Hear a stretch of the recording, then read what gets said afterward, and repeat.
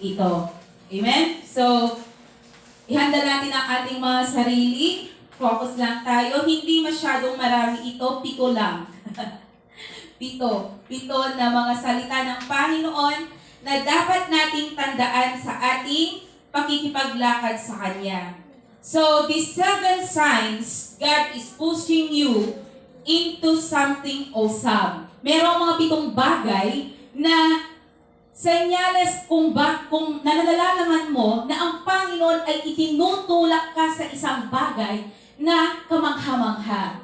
Akala natin kasi kapag tayo ay nakararanas ng pagsubok sa buhay, ang akala natin ay punishment ng Lord.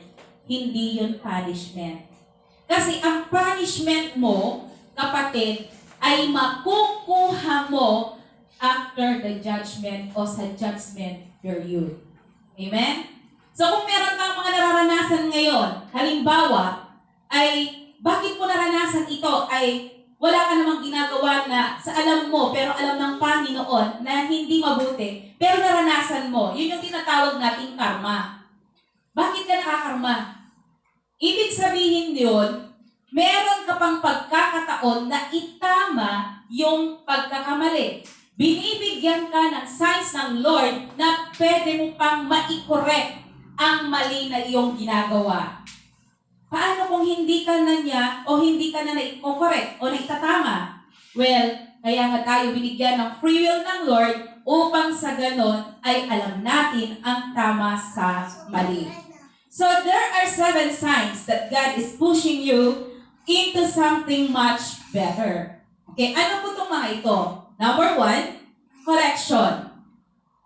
When things start falling apart, possibly because you and I are doing something contrary to God's will, He will gently nudge us with a bit of correction. Minsan, nararanasan mo bakit kaya yung mga bagay-bagay ay hindi nagiging mabuti ang dating sa iyo.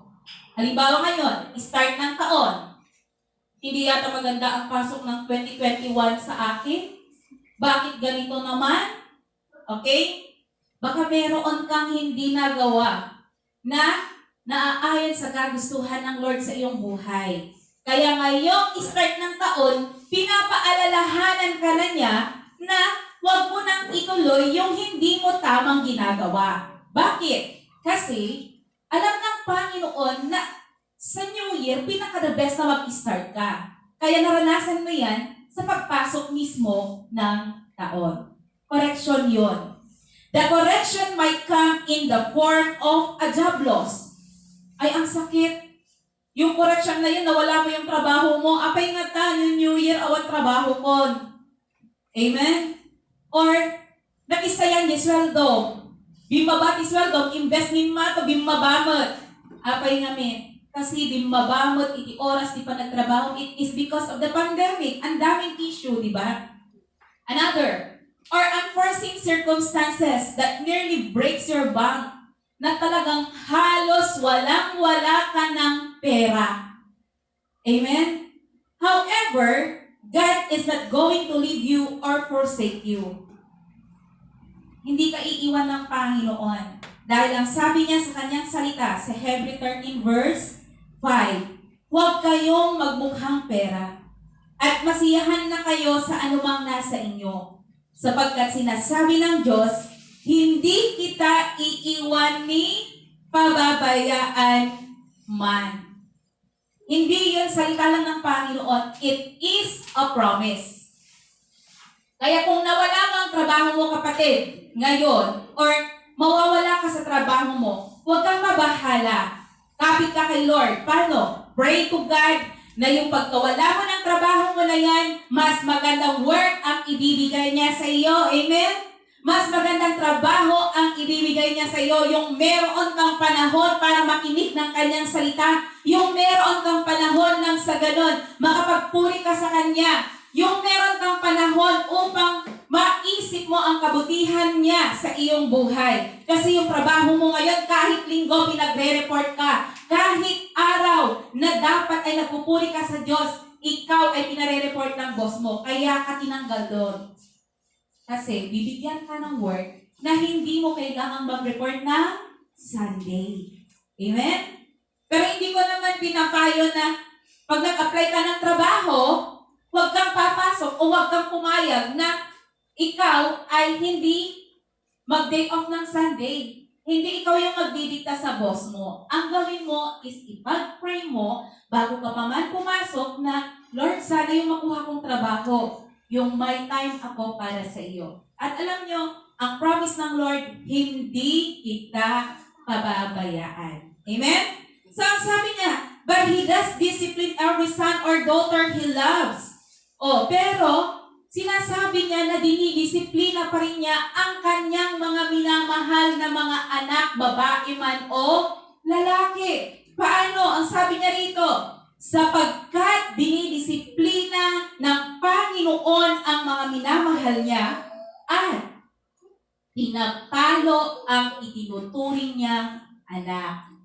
Kaya kung may pagsubok ka, kapatid, hindi yan punishment. Pinalo ka ni Lord. Sabi niya, sabi niya yan sa put mo. Bakit? Di ba pag pinalo mo yung anak mo, tatandaan niya yan. Maaalala niya yan na yung ginagawa niya ay mali. Kaya tayo, ang Panginoon sa atin na meron ng tamang edad at tama na ang pag-iisip na nagpupuri sa Kanya at sumusunod sa Kanya. Minsan, pag mali ang ginagawa natin, pinapalo niya tayo. Paano? Halimbawa, nakakaramdam ka, napakaraming sakit ngayon. Okay? Punishment kung samot ay tuyon, mali na mapapanagkapilyahaan nga dayjay. Punishment mo ay nagbungod ka, ngamin, bawal na kanong blood ta. High blood ka ko na, nakadumot ni mga titikamit, baboy nga taba, at bawal ka no. So, papaluin ka lang, Lord, sabi niya, tumaas yung BP mo. Ay, hindi pa palo yun. Pinaalalahanan ka lang niya na pag kumain ka ay aangat yung BP mo. Ang palo ay kung na-stroke ka na. Pero punishment ba yun? Hindi. Palo pa rin yun. Kasi may pagkakataon ka pa na mag-recover. Tingnan mo yung anak mo, pag pinalo yung mga bata, di ba? Ipaturay, di ba? Maging ganahang ka maktakdon. Haan mo't, di ba? Makataray ka pa yung narod ka, tatlog-lisi ka. Nagaduma kami, jabaot mi. Kami mo't ipigpigsangan na talaga, mapapungkot da kami, nagbungag ka unay, nakaurnong ka, at talaga nga napigsa. Kasi ba't lang ni Apo Diyos. Ngamin, ibabautan na, at anak na, nga ay ayatan na. So kayong mga anak, pag pinapalo kayo, isipin nyo, love namin kayo. Amen? Kasi, pag hindi namin kayo pinapalo, at hinahayaan namin na gawin ninyo yung gusto nyo, ipinipilit nyo lahat ang gusto ninyo, hindi yun pagmamahal, pagpapabaya. Pag pinabayaan namin kayo at nasira ang inyong kinabukasan, ang inyong kalusugan dahil sa katigasan ng ulo ninyo, sino ang magsasuffer? Ikaw, pati rin ako. Amen? So, huwag kayong magagalit sa amin. Kung magalit kayo sa amin, nagalit na rin kayo sa Diyos. Alam niyo kung bakit? Ang magulang ninyo ang ibinigay ng Panginoon na tagapag-alaga ninyo. They are your immediate superior. Amen? Kaya kung meron kang dapat sundin sa lahat, ikaw na anak, sa iyong tahanan walang iba kundi ang iyong magulang. Huwag ka rin magmalaki na ikaw ang masusunod dahil sarili mo yan hanggang nasa ilalim ka ng bubog ng tahanan ng iyong mga magulang, sila ang masusunod sa iyo. Pag sinasabing minor ka pa, pwede naman pakinggan yung nais mo, basta sabihin mo. Kung pwede, i-consider ka naman. Kung hindi talaga pwede, hindi. Narinig nyo ba? Kasi baka mamaya, ayaw mo na dito sa bahay na to, nagre-rebelde ka pa. Lalaban-laban ka pa. Okay, hindi tama yon. Lagi niyong alalahanin that your parents are given by God to be your guide. Kaya nga parents yan. Kaya nga nasa 10 Commandments na ang magulang ay dapat igalang. Naalala niyo pa yon? Honor your father and your mother para humaba ang inyong inyong mga buhay. Amen? Praise God. So yun, napaka-importante. Correction ang tawag natin doon. Hindi po punishment. Ano? So, tandaan natin lagi yan. The correction could bring you into different direction. Yung correction ay dadalhin ka sa ibang direction. Sabi ko kanina, di ba minsan pag kinokorek tayo ng Panginoon, kaya kay kinokorek dahil mali na yung una mong nadaanan. And much better one ang prepare niya sa inyo. If we are left to ourselves and without discipline, then we are not a child of God. So pag pinabayaan tayo ng Panginoon at hindi tayo dinisiplina, hindi tayo kinorek, hindi tayo anak ng Diyos. Kaya alam nyo yung mga kabataan dyan, yung mga may edad na yan na nandyan na hanggang ngayon ang buhay nila ay sira-sira pa. They are live to be corrected na. Bakit? Ayaw nilang tanggapin ang correction ng Lord. Pag tinatanggap natin ang correction ng Panginoon, anuman ang dumating sa ating buhay, it will lead us into a very nice direction. Amen? So, tanggapin natin yon. Pag naramdaman natin na may correction ang Lord sa atin, ibinibigay niya sa atin yung tamang daan, and we will going to feel His affection. Mararamdaman natin yung pag-ibig niya. Ganyan din yung mga magulang natin, yung mga magulang ninyo. Amen? Yung mga magulang natin, kahit anong galit yan, after a while, pag naibuhos na, nasabi na lahat ang sabihin sa iyo, hindi naman buong araw yan na magagalit sa iyo. Anak kami ngay kumamot, pagbalbalin ng tindo, agmalmalong kaming, agungungot kanyayo, ang aming nagalaw mo, ngay kat, pakialaman me. Hindi. Meron yung time na ikaw ay tatama, pero kung mailahat yung ginawa mo, di syempre, kadagputi ka akit wrong, ginaramit mo akit i-correct na ka. Why? The earlier, the better na mag-correct. Kasi, nung nagsara-saran to, ta anak mo sa kanto suruan, awanin. Amen? Hanan to kahit pa isurod. Kas na kanyayo.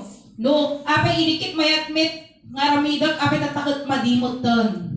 Okay? Diba? Yun, namihasa na sila. Parang yung pagsa-cellphone. Pagbigyan mo yan. Bigyan mo ng sariling cellphone. Subukan mong kolektahin yan.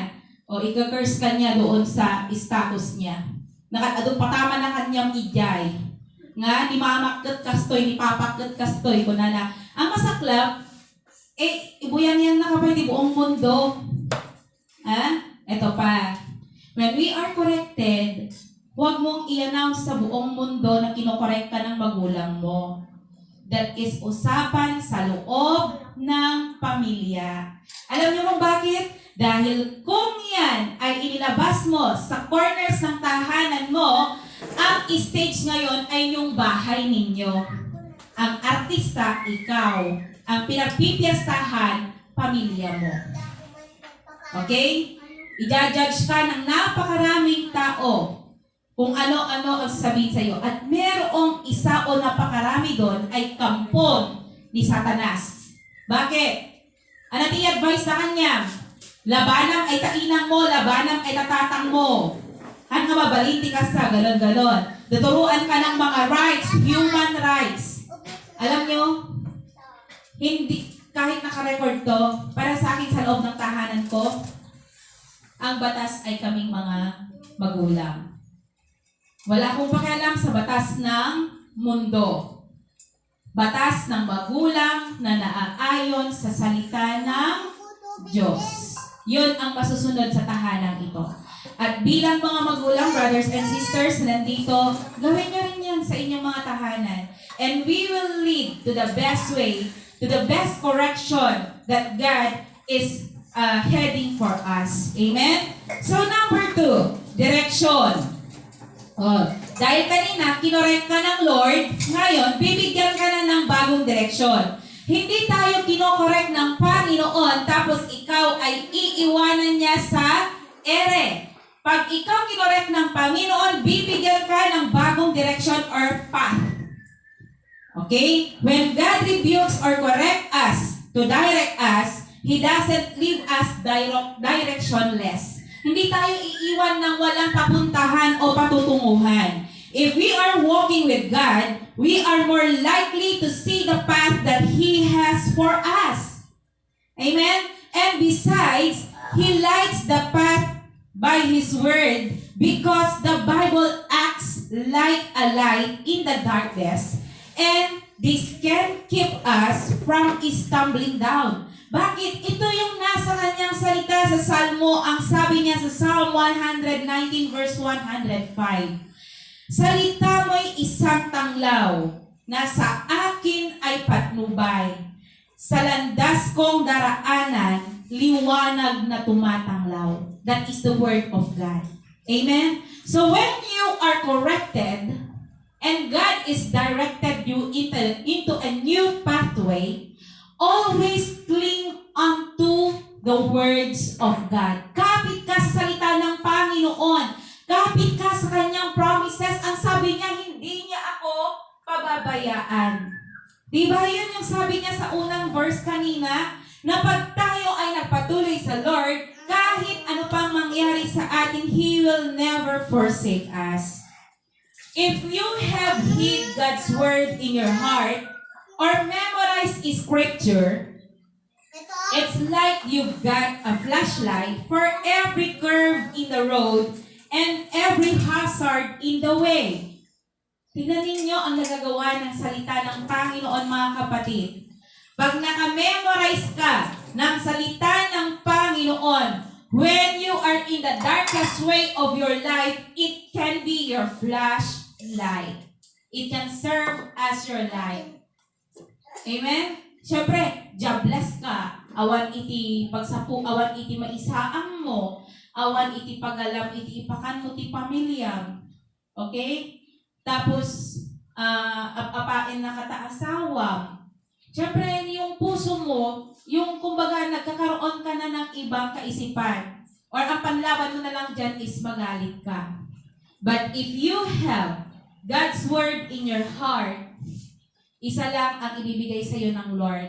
Bibigyan ka niya ng wisdom kung paano mo maigagawan ng paraan yung kawalan na yan. And He will provide.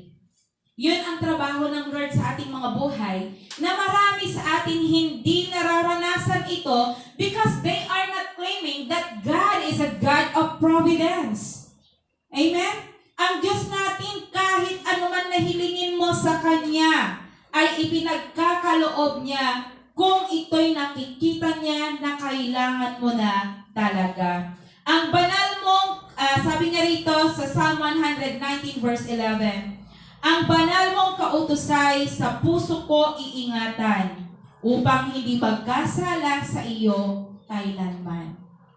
So pag nagdidilim na ang kaisipan mo, nagdidilim na ang iyong paningin na sinasabi natin, always remember yung mga kautusan ng Lord sa atin. And it will lighten up your mind. And it will lighten up the load you are carrying. Amen? So without the guidance of God's Word, we are depending on ourselves. Awanti maarami tayo kakabsat. It's like taking a long journey without a map. No tikon ko na tayo kat kaya tayo nga madanon, ti kayat tayo nga aramidon, ti biyag tayo. Nga oray awan ni Apo Diyos, that is wrong. Kasla ka lang agdaldalyasat, kasla ka lang para kang nagpupunta sa isang journey o isang lugar na wala kang mapa, wala kang GPS bilang guide mo. Or wala kang smartphone na ilolocate ka kung saan mo gustong pumunta. However, if you abide in Christ and His Word, you can ask for anything within God's will. According to John 15, verse 4 to 5 and 7. Including the directions in your path of life. Amen? Ano ba ang sabi niya kasi sa John? Anong sabi niya sa aklat ng 1 chapter 15 verse 4? Manatili kayo sa akin at mananatili din ako sa inyo. Last Sunday, diniscuss natin, na bahagi na ito, that if you abide in me, I will abide in you. Sabi ng Panginoon, ang mananatili sa akin at ako sa Kanya ang siyang nagbubunga ng sagana. Sapagkat wala kayong magagawa kung kayo'y hiwalay sa akin. Sinabi ng Lord yan. Diba ang example natin yung puno ng ubas? Na isang puno ng ubas, yung kanyang sanga, hindi yan mamumunga kung naihiwalay na sa puno. Uray ba't nga mula ay ta? Uray pa'y tarong ko na garod. Uray pa'y kamatis. Tukulong di sanga na nga nakakita at tisabong. Alaom tati among kat agbunga nga agtuloy haan nga mabalin. Ngamin, insinam isulan ijay puon na. Kanya tayo, tipuon tayo kit ni Apo Diyos. Amen? Ang puno natin ay ang Panginoong Hesukristo. Dahil siya na yung tumubos ng ating mga kasalanan. Siya na yung sandigan natin. Kung mananatili kayo sa akin at mananatili sa inyo ang aking salita, hingin ninyo ang anumang nais ninyo at ibibigay iyon sa inyo. Amen? So, ang liwanag ng promise ng Lord sa atin, hingiin ninyo ito at iyon ay ibibigay sa inyo. So, when God corrects you, He also directs you and directs you into something better. We know that God works at all things together for good. Sabi nga, the best, sabi niya rito, good or bad. According to Romans 8:28, anong sabi niya? Alam natin sa lahat ng bagay ay gumagawa ang Diyos para sa ikabubuti ng mga nagmamahal sa Kanya. Silang mga tinawag ayon sa Kanyang layunin. Amen? Sa lahat tayo, pag ikaw ay tinawag na ng Panginoon at ikaw ay nasa Kanya, walang ginawa ang Diyos na hindi mabuti sa Kanya. Kaya i-correct natin ito mga kapatid. Marami ang nagsasabi, buti na lang yung sakit na ibinigay sa akin ng Lord ay magaan. Yung binigay sa akin ng Lord na sakit ay hindi grabe. Hindi nagbibigay si Lord ng sakit sa atin. Kahit kailan. Tandaan po natin yan. Sinong nagbigay ng sakit natin? Si Satanas. Ipabasol kayo ang amin kong Satanas. Apay. Among nga dakes. Nga kanunday jay, dakes itibagim. Ngam gaputan nagsubod ka, nagbasol ka, ta brinate mo jay agpaiso. Nga dapat nga surutong. That is sin. Sino ang pinagmulan ng katigasan ng ulo? Ang kaaway. The devil. Sinungaling siya. Ang sabi niya, yung kinain mo, puro preservative. Ang promise sa iyo, yung patalastas, puro masarap yan. Yummy, juicy, tender and juicy. Pero nung kinain mo, anong nangyari sa kidney mo? Patuloy mong kinain yan. Naging tender and juicy ba? Saan? Bimba to. Nagado, tibato na di kidney. Apay. Isumot ti kinay kayat mo akinlan. Si kamat kainang, kinay kayat huwag ngayon luto para kadagitaan ng mall. Alis to kaming luton. Apay. Gamin ka iso tayo makikita na jay, patalastas. Amen? So, lahat ng mga bagay na yan ay mayroong epekto. Ano? So, ang plano, kaya i-check natin yun. Hindi ang Panginoon ang nagbibigay sa atin ng sakit. Na-accumulate mo yung mga sakit na yan dahil matigas ang ulo mo. Dahil mas pinili mong magkasala, ang kasalanan ay the father of all lies and sin is Satan. Yun yung gusto mo. Pero kung ayaw mo, sumunod ka lang sa Panginoon. What is right nga kunada. And that is truth. Amen? Next. So, dumako naman tayo sa pangatlo, inspection. Namot nga po Diyos na dapat inspection na. Una, direction, correction, direction, inspection. Okay? The Bible teaches us to examine ourselves to see if we are really in the faith. According to 2 Corinthians 13 verse 5. A little examination never hurt anybody. Ang maliit daw na pagsusuri natin sa ating sarili ay hindi nakakasakit sa sinuman. Sabi niya, subukin ninyo ang inyong mga sarili kung kayo'y namumuhay ayon sa pananampalataya.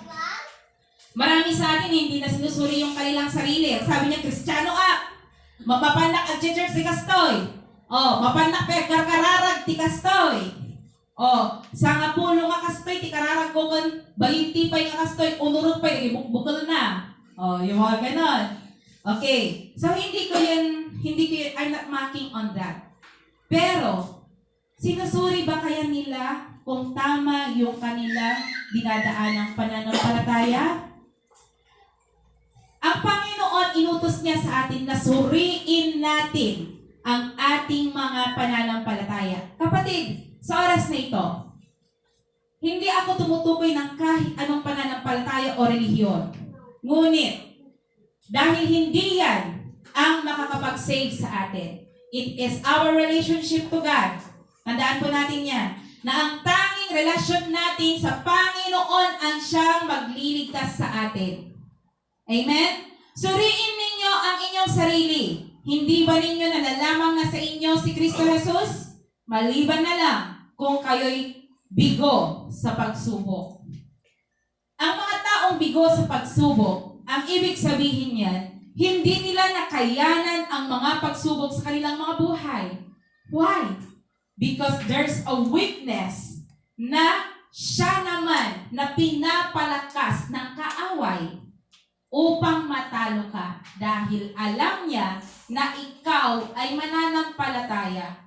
Tandaan niyo kapatid, pag ikaw ay isang mananampalataya, mas maraming pagsubok ang dumarating sa iyo. Bakit? Ang Diyos, patuloy kanyang sinusuri. Patuloy kanya na ini-inspect. Bakit? Para manatili ka. Kayo, nagtatrabaho kayo mga kapatid, na nararanasan niyo magtrabaho sa mga trabaho ninyo. Hindi ba pag sinabing, pupunta si boss, mag-i-inspect ngayon? Siyempre, nagsapa ka nga sumrek. Di ba? On time ka, kaubalin nga maladaw. Amen? Tama yun, di ba? Parang sa amin, mag-o-observe si principal. Kung nada kanya, pero nimot ngayon sa ganak mo't ahan mo't mabalin. Observe sa niya klase, ngayon may babain na mo't nag-isuro.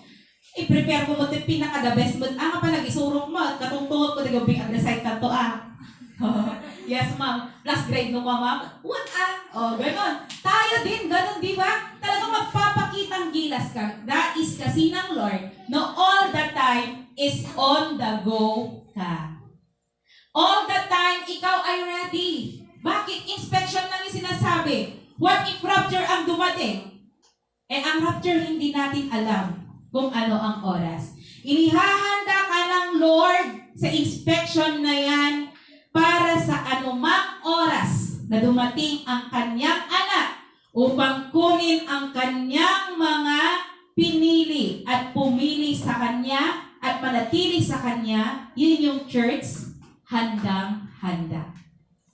Amen? Because only those people who are ready can hear the trumpet of God.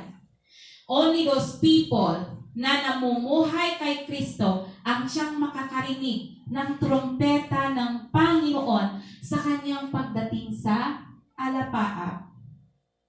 Apehan ko nang magkumay na nag-attend di balayo, hindi na minsan na ninduwa. Ngamin umay ka lang nag-attend kapsat. Han mo nga inyawat, iti pusong nagserbi kini Apo. Iti pa nag-attend yung kanyami, iti church, iti ba, nga church kanyami, maki-fellowship kanyami. Wala kaming ibang requirements. Kundi tulungan lang kayo na mapalalim yung pananampalataya niyo sa Lord.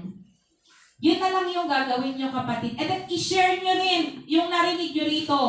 Kung hindi nyo kayang mag-share, dalhin mo rito. At kasama natin siya. Para marinig niya rin itong mga pinagsasabi natin tungkol sa Panginoon. Amen? So sabi niya, inspection. The interesting thing is, when you examine the Word of God examines you. And if you're like me, you are found wanting. Ang maganda dito, habang ina-examine ka ng Lord, ina-examine mo yung sarili mo, ina-examine ka rin ng salita ng Panginoon. Alam niyo ito, gusto kong palaging banggitin ito sa inyo. Bakit palaging Word of God? Dahil yan yung armor na ibinigay sa atin ng Panginoon na panlaban natin sa anuman na pagsubok sa atin. Yung salita ng Panginoon. Kasi the Word of God is a double-bladed sword. Ang pagkabila ang talim ng salita ng Panginoon. Na pag yan ay tumama sa iyo, tatagos yan hanggang sa bone marrow. Kaya minsan, ang sabi mo, nagmayat pa yung magtiriknak na mapan maki-church ijay. Ngam apo, nagpermimat ti pa ng iba, gani ma'am, ti kastoy. Permimat ka tinamaan na, it's not me. It's the Word of God. Nandiyan sa salita sa Bible yan, double sword. I-type mo lang sa Google, double-edged sword. Makikita mo kung saan parte ng Biblia yan. Kaya yung mga narinig mo, hindi galing sa akin, binanggit ko lang yung application niya. Ang totoo yan, tumagos sa iyo kasi mayroong mensahe sa iyo si Lord. Gusto ko niyang i-correct, gusto kanyang i-direct, at gusto kanyang inspect. Kumusta na kayo itong anak ko na ito? Lumaring ba kanya ang kanyang pananampalataya sa Lord? O agwali-wali pa lang?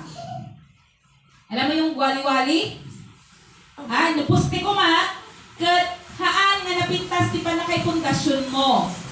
Amen? If you want a good and solid foundation in the Word of God, in the kingdom of God, at gusto mong makarating sa kanyang mansion, uray alat mangmangod mo nga against kanya nga magibagbaga, iti sarita ni Apo Diyos, haan nga siya tikitaam ni Apo Diyos.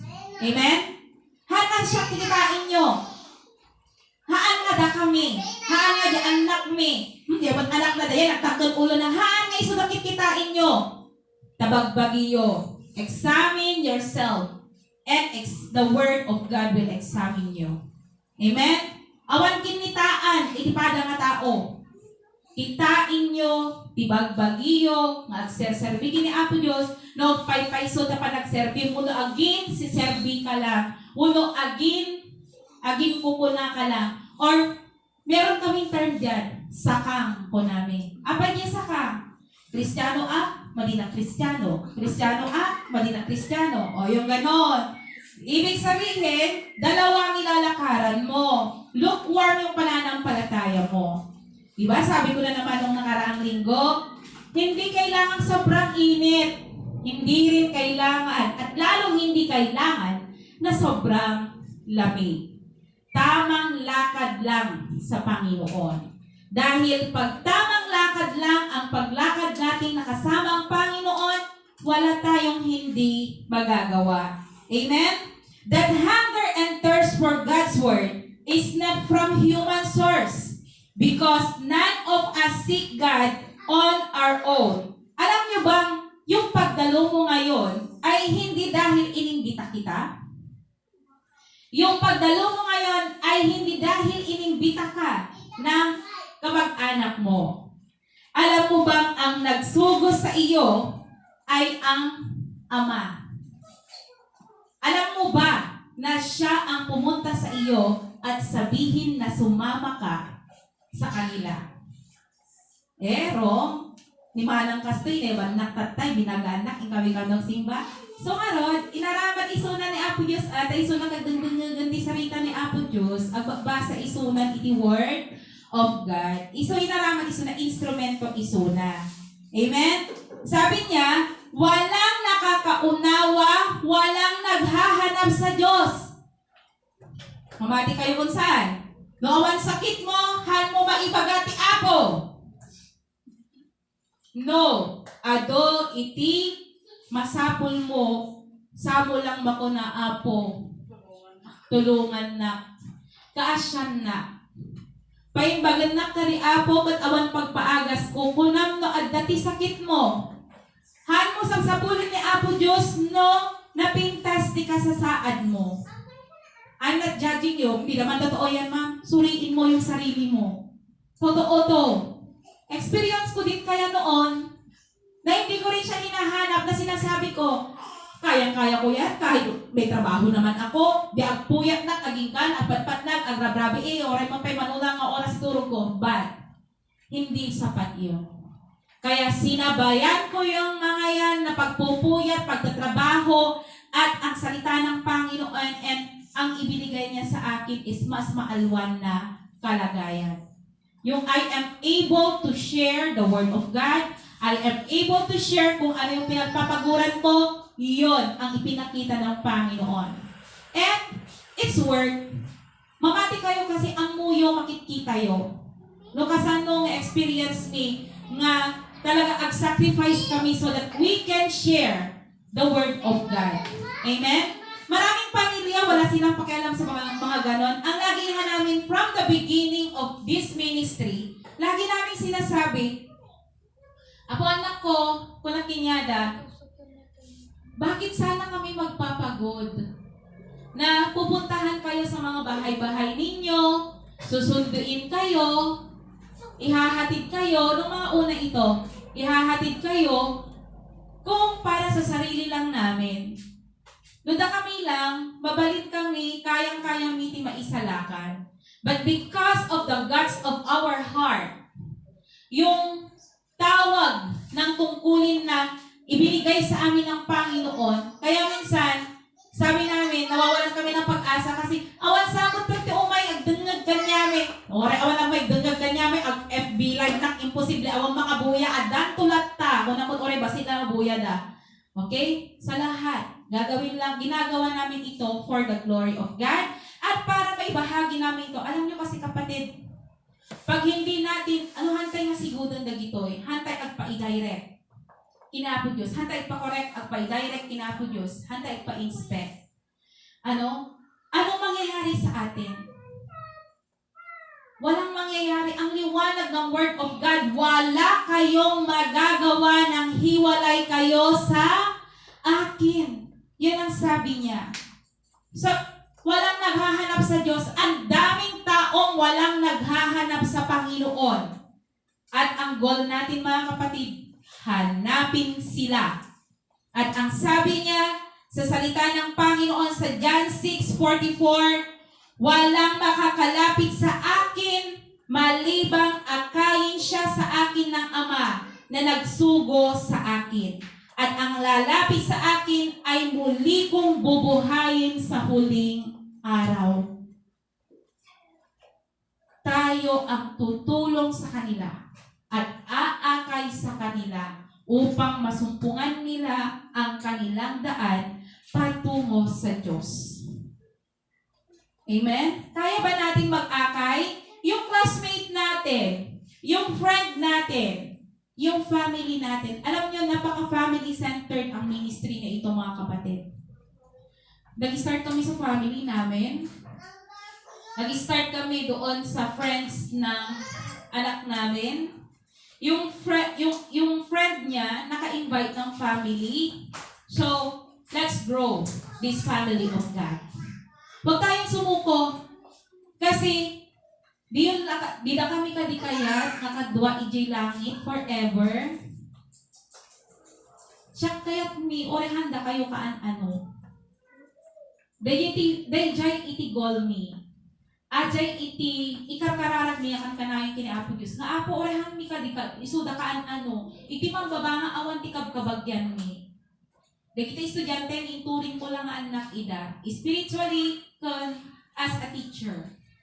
Ket pagyamanak adda ti sumugman mano nga imay sumurot. Idi aduda ngem adda iti sabali nga church. But I'm glad na naglilingkod pa rin sila sa Panginoon hanggang ngayon. Amen? So let's continue na pa-inspect tayo sa Lord. Huwag tayong nagdadamdam kung si Lord tinatama tayo. Dahil yan ang kapalit is protection. That is number 4. Okay? If God sees that you are about to hurt yourself, then He might move things around in your life to get you out of that situation. Whether it's your job or in a relationship. Ito yung protection na sinasabi natin. Nawala mo yung job mo. Lumiit yung kita mo. Okay. Bakit kaya ganon? Alam mo ba kung bakit ganon ang nangyari sa'yo? Because God is preparing for you for a work na merong mas mataas na sahod. Nagkaroon ka ng problema ganon kasi gusto ka palang ialis na ni Lord doon. Dahil merong mga nagbabadyang mga kasama mo ang aahas sa iyo. Or it's either your boss ay aabusuhin ka. Imagine mo yon on how God is caring about you and how God is protecting us. O bakit? Halimbawa itong mga kabataan.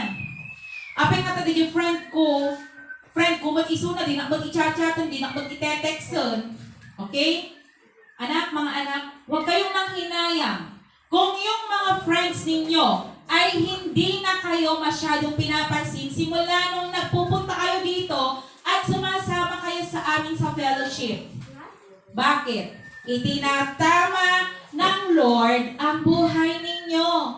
Binibigyan kayo ng bago ninyong friends at kapamilya. Yung friends at kapamilya na iisa ang goal ninyo. Yung masaya kayong kakanta, tutugtog sa Panginoon, hindi yung mga worldly songs. Amen?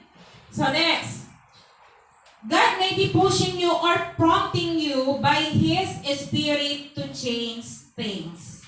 Okay? So sabi mo, bakit kaya ganito ang nangyayari na sa akin? Mahal pa ba kaya ako ng Lord? Dan sabi ba, surukin apo Diyos. I'm telling you again. Si Lord, hindi siya God, hindi siya punisher. Hindi taga-panis ang trabaho niya. Ano po? Ang trabaho ni Lord is to give His grace. Yung walang hanggan na grace niya, yung favor niya. Ang lagi niyang ibinibigay sa iyo is favor. Amen? So, God may be pushing you out or into situation for your own benefit. Tandaan natin yun. Minsan, pag tayo ay itinatama ng Lord, ibig sabihin, He prepared the best thing for us. That's certainly something better and certainly something to think about. Yung hindi mo inisip, yung hindi mo in-expect, yung ibibigay niya sa iyo. Okay? Ako, marami akong testimony dito sa part na ito. Na yung time na kaya pala ginawa yun ng Lord sa akin for me to think about it, na ganito pala. On the other way, sa bandang huli, naiisip ko na kaya pala ginawa sa akin ng Panginoon ito, ginawa ng Panginoon ito because yung sadness ko nagiging turn into a testimony. Yung test na yon na ginawa niya sa akin will turn into a testimony. Diba? Yung mess na yon na ginawa niya sa akin, it will turn into a message. So ngayon, I can testify and message it to you na, sige lang kapatid, just cling unto the Word of God. Huwag kang bibitiw. Sa mga panahon na sa tingin mo, gusto mo nang bumitiw, pray ka lang kay Lord. And He will answer you. Diba? Ano man na hilingin mo sa akin, ay ibibigay iyon sa inyo. Yan ang sabi niya sa atin. Amen? So, number 5, reflection. Mag-reflect tayo mga kapatid sa ating mga sarili. Sabi niya rito, minsan ang hirap mag-reflect, di ba? Ang hirap aminin na kamali ka. I-insist mo pa yung mali, correct na ijay. Apay kasi tinarapin na kanyang dayjay. Minsan kasi pag kinokorek tayo ng Lord, gumagamit din siya ng ibang tao. An instrument to correct us. Pero tayo, ini-insist natin. But reflect, sabi ng Lord sa atin.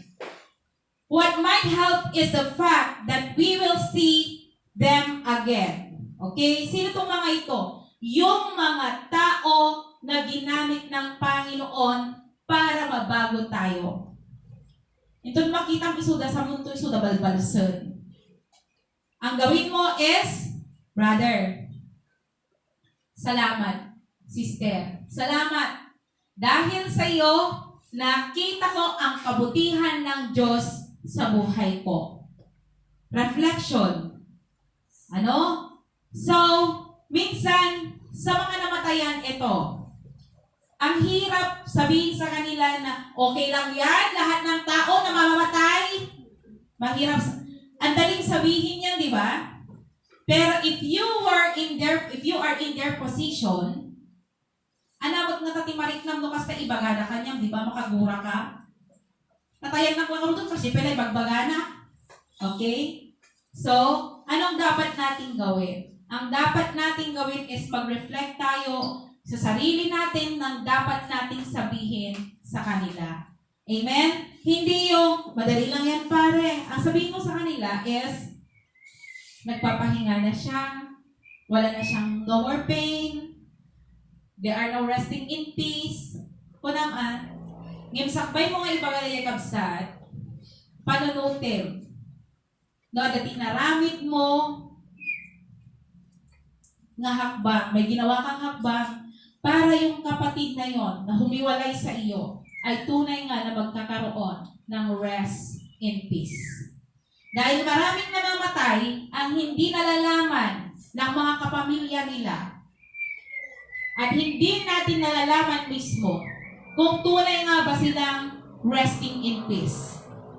Ang tunay na nagre-rest in peace ay ang mga taong namatay na may Kristo sa kanilang buhay.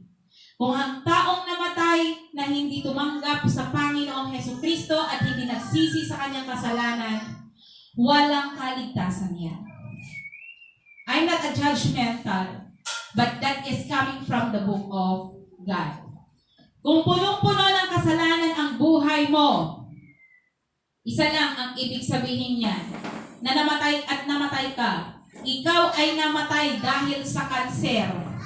Kanser sa kaluluwa. Punong-puno ng kasalanan.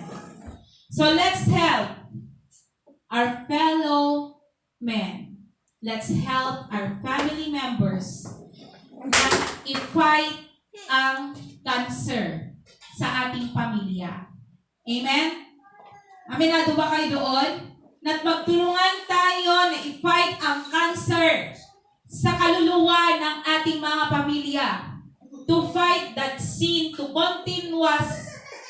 continue na mag-reign sa family ninyo, sa family natin. Amen? So next is perfection.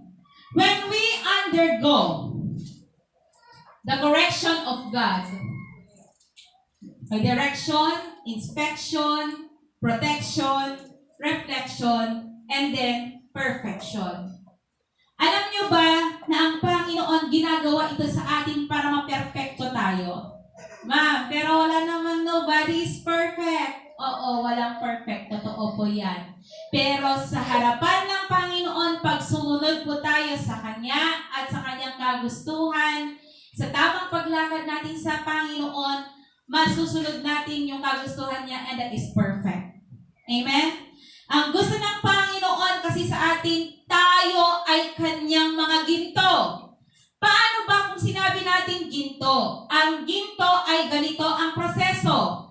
Ang ginto, naturally noong ito ay tinatawag natin na gold ore, meron itong kasama, yung hilaw na ginto, may kasama yan na mercury. Niluluto yan, dinadalisay yan, inihihiwalay yung mercury, yun yung lason. Sa ating mga tao, yun yung kasalanan. Amen? Yung lason na yan, inihihiwalay sa gold, dinadalisay yan hanggang magiging 24 karat. Or mas mataas pa ang karat kung meron. Tayo, dinadalisay tayo ng pinadadaan tayo sa apoy upang maging dalisay tayo katulad ng ginto at karapat-dapat na lumakad doon sa gintong highway sa langit. Amen? Wala kang ginto rito. Pero kung nagpatuloy ka sa Panginoon, nagpatuloy ka naman ng palataya sa Kanya, isa lang ang masasabi ko. Sa langit maraming ginto. Highway, ginto na. Daanan mo pa lang, ginto na. Gate, ginto na. Lahat na makikita mo doon, ginto. Ang kakangina nga bato, ruby, jade, whatever, name it. Lahat ng klase ng bato na mamahalin sa mundong ito, sa langit, andun lang siya, pakalat-kalat na lang. Amen? So, huwag kayong mag-ipon ng inyong mga kayamanan dito sa lupa. Mag-ipon kayo ng kayamanan na sa langit ninyo mapapakinabangan. Ang buhay natin sa lupa, mga kapatid, we have only 60, 70, 80 years. And our life in the next life is eternal. Pag ang pinili mo ay sa impyerno, eternal ka rin doon. Pero pag ang pinili mo ay sa langit, eternal. Ibig sabihin, walang hanggan. Kung namatay ka, na mayroon kang Kristo sa buhay mo, huwag kang mag-alala. In the coming of Jesus Christ, ikaw ang unang gigisingin niya to meet Him in the air. Amen?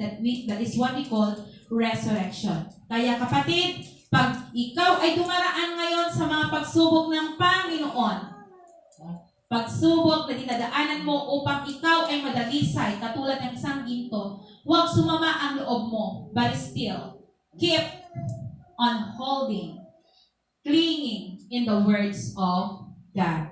Amen? So sometimes, ginagamit ng Panginoon ang trials upang lalo kang palakasin. Amen? So, imbes na pag ikaw ay sinubok ng Lord, mag-give up ka, lalo ka pang lalakas. Ako, nung alam ko na ang buhay ko ay isang kasuklam-suklam sa harapan ng Panginoon, imbes na ako ay lumayo sa Kanya, alam niyo ang ginawa ko? Indildil ko, tibagig kini Apo Diyos. Amo yung ay idildil mo talaga? Ajay talaga nga as in nga idagkad mo, nga mabalbalin nga ito, arako pumpay, ag-merge ka pa'y Kanya na. Kasi, yun ang ginawa ko sa aking buhay. Alam ko, hindi ako karapat-dapat, but I know, ang Panginoon, His grace is abundant. Amen? So next, sabi niya rito, last, affection. Ano yung affection? God's desire is for us to know Christ better. Ang nais ng Panginoon sa atin ay lalo nating makilala si Jesus na Kanyang anak sa ating mga buhay. At dapat yun din yung desire ko, kapatid. That you desire to know Jesus well. Kilala ko na siya. Siya yung naipako sa krus. Hindi lang yun. Dapat makilala mo kung ano ang kaya niyang gawin sa buhay mo, sa buhay ng kapwa mo, lalong-lalo na sa pamilya mo. Practice patience and contentment. Ano po yun? Minsan, kung ang dahilan kung bakit tayo nagkakasala ay wala tayong napakaganid natin. Ano? Wala tayong contentment. Gusto natin more. Okay? Hanggang sa umabot tayo na maski sa Panginoon wala tayong itinira. Tandaan natin ito. If you want to have a good life in God, if you want to have a good life on this earth, practice this rule. 70, 20, 10. Or, bagtarin natin. 10, 20, 70. Kumikita ka ng 1,000 daily. Mas madali kasi mag-compute. Yung 100, hiwalay mo. Sa Lord yan. Yung 200, savings mo. Yung 700, gastusin mo na yan. Lahat ng gastusin mo sa bahay, lahat-lahat. There is a proper way to manage your life here. Para magkaroon ka ng magaan na buhay at magkaroon ka ng contentment. Kasi kung hindi mo ginagawa, kinukuha mo yung 10%, kinukuha mo pa yung pati 20%, last in-expense mo lahat. Pag naghirap ka, sisisihin mo pa ang Panginoon kung bakit ka naghihirap. Or, yung mas masahol, sisihin mo pa pati si Duterte. Diba? Nawati ka pa, basol pa ni Kapitan. Ang amin ngayon, malagit mo ka nag-isaf, kasjay, malagit mo pa yung gitupad, handa kayo sali, kung conforme nung ka malaglagit mo. Ha? So kapatid, Ito lang masasabi ko sa inyo. Practice that rule in your life and you will have a better life. Yung 10% ng oras mo, bigay mo rin kay Lord. Amen? Yung 10% ng isang araw mo, 2 hours and 40 minutes. Sabihin na natin hindi mo maibigay. Kasi imposible yon. Agkararag ka 82 hours and 40 minutes, so nagbasa ka ng Bible, mabandog ka. But, huwag mong kalimutan na sa isang araw, nagbibigay ka ng oras mo kay Lord. Kasi dito, pagpunta ninyo rin ng Sunday dito, wala naman tayong 2 oras and 40 minutes, di ba? Kahit computin nyo pa mamaya, hanggang magtapos tayo, wala. Saglit lang. Pero sa pag-upo mo ng 1 hour, inaantok ka na. Hindi lalo na nadaka di pala yun, inid ka, nakatulog ka pa yun. Di ba? Okay. So, affection. Mahal na mahal tayo ng Panginoon. So, the more, sabi niya rito, gusto niyang makilala natin ang kanyang anak. Why? The more you know of Christ and His sufferings, the more you'll know about Him. And the more you get to know Him, the more you'll love Him. So God wants something better for us, and that is personal, intimate relationship with Jesus Christ, which also gives you that same relationship with the Father. For whoever loves the Son, loves the Father. Kung sino man sa atin ang nagmamahal sa ating Panginoong Hesukristo, pinapakita mo na rin ang pag-ibig mo sa ating Panginoong Diyos na lumikha sa atin. Baka mamaya, malito kayo mga kapatid, ang Panginoon, ang Ama natin, ang siyang may anak sa ating Panginoong Hesukristo. There is still a one God. Amen? Isa pa rin silang Diyos. Pero binabanggit natin sila na Ama sa pamamagitan ng Anak at ng banal na Espiritu. Amen? So, that is our lesson for today, mga kapatid. Yun yung naibahagi natin. God is correcting us, correction. He wants to direct us, direction. He wants to inspect us, and that is inspection. He wants to protect us. Okay? And that is protection. And He want us to reflect, and then He wants us to be perfect in His sight, and because of His affection. Amen? So our conclusion today, you listen to our conclusion. God can use correction, direction, inspection for our protection, and for our reflection.